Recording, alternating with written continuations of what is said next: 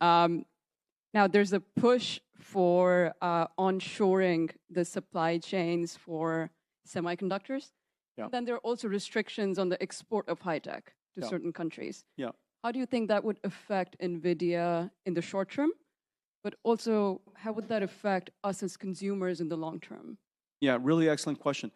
You guys all heard the question, so I won't repeat it. It relates to geopolitics and geopolitical tension and such. The geopolitical tension, the geopolitical challenges will affect every industry, will affect every human. We, the company, deeply believe in national security. We are all here because our countries are secure.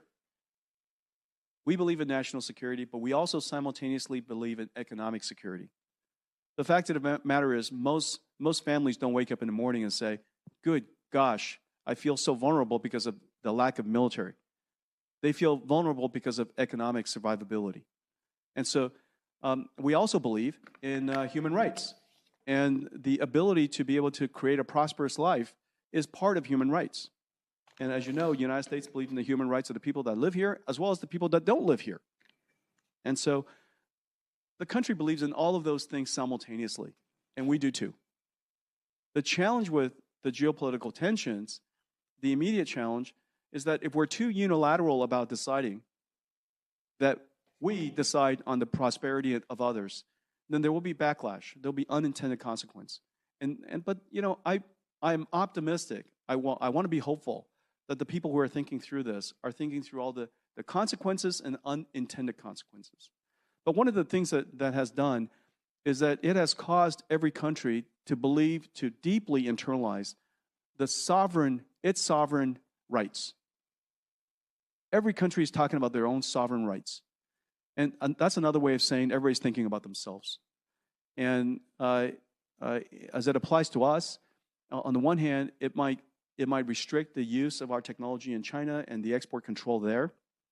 On the other hand, because of sovereignty and every country wanting to build its own sovereign AI infrastructure, and not all of them are enemies of the United States, and not all of them have a difficult relationship with the United States, we would help them build AI infrastructure everywhere. And so, in a lot of ways, this weird thing about geopoliticals, it limits the market opportunities for us in some way. It opens market opportunities in other ways.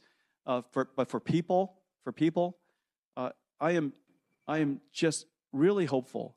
I really hope, not hopeful. I really hope that we don't allow our tension with China result into tension with Chinese. That we don't allow our tension with the Middle East turn into tension with Muslims. Does that make sense? We are more sophisticated than that. We can't allow ourselves to fall into that trap. And so I worried a little bit about that. I worry about that as a slippery slope. One of our greatest sources of intellectual property for our country, as you know, foreign students. I see many of them here. I hope that you stay here. It is one of our country's single greatest advantage.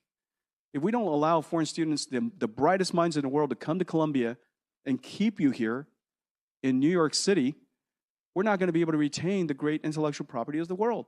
And so this is our fundamental core advantage. And I really do hope that we don't ruin that. So as you could see, the geopolitical challenges are real, and national security concerns are real.